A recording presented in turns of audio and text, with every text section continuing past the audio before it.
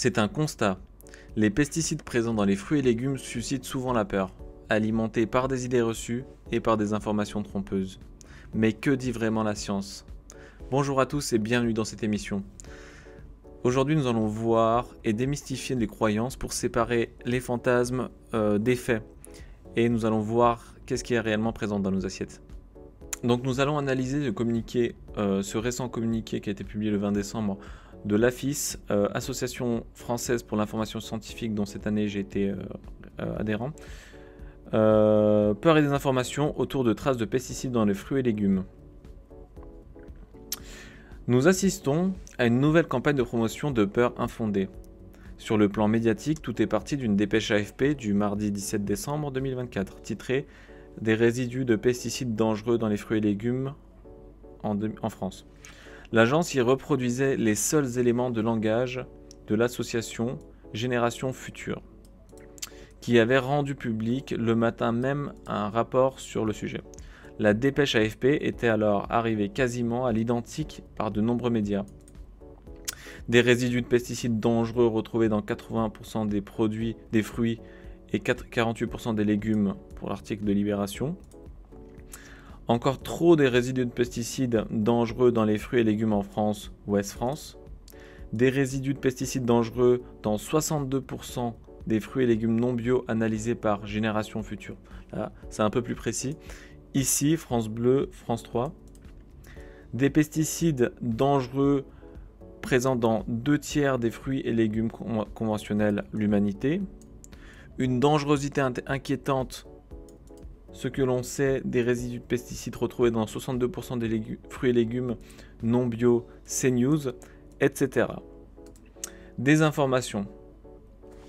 En ne mettant en avant que la seule présence de traces de pesticides produits phytopharmaceutiques sans s'intéresser à la concentration, et en limitant l'étude aux seuls aliments non bio, le message des auteurs de l'étude est qu'il est dangereux de consommer des fruits et légumes non bio.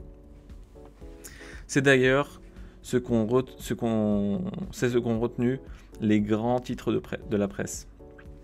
Pourtant, les fruits et légumes en France et en Europe sont d'une excellente qualité sanitaire et leur consommation, qu'ils soient bio ou non bio, est recommandée par toutes les autorités sanitaires.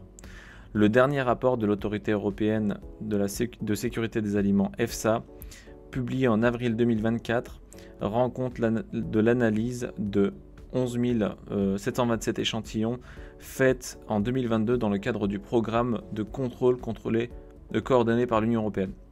Il ressort de cette analyse que 98% d'entre eux ont des concentrations de résidus de pesticides conformes au cadre réglementaire et 51% sont en dessous des niveaux quantifiables. Cette étude menée tous les 3 ans, l'EFSA note que les dépassements des limites maximales des résidus LMR, le seuil réglementaire, ont légèrement diminué, passant de 2 à 1,6% en 2022. La conclusion de l'agence est que l'exposition estimée aux résidus de la pesticide dans les aliments testés ne présentait qu'un faible risque pour la santé des consommateurs. Donc si vous voulez voir aussi, il y a l'article ici, présent en bas de page aussi dans l'article de l'AFIS. Donc on peut retrouver ici le rapport. Voilà. Et ça, c'était l'article de l'AFP.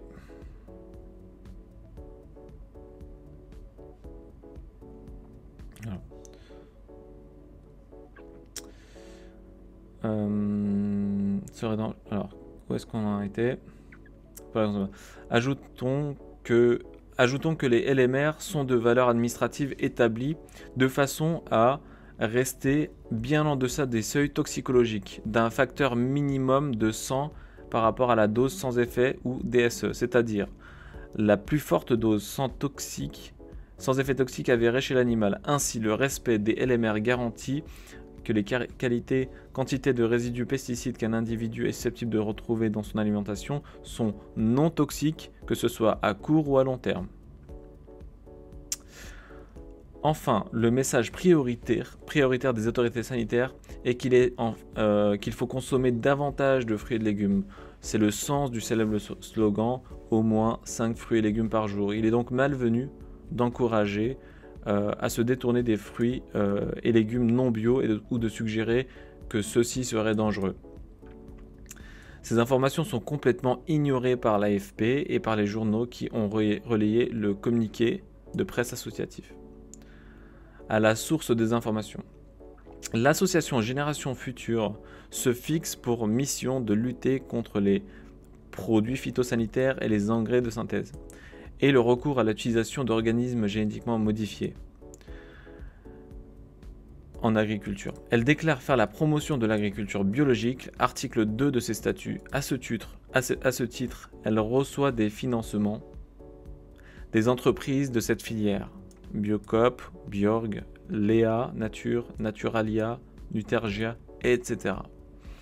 La présidente de l'association est elle-même en fait une présidente d'une entreprise du bio et administrative de Synabio, le syndicat des entreprises bio et de l'agroalimentaire.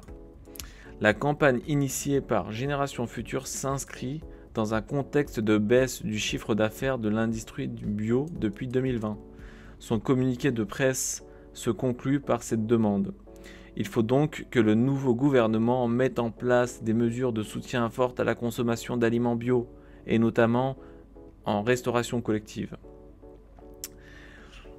et encourage fortement le développement de l'agriculture biologique.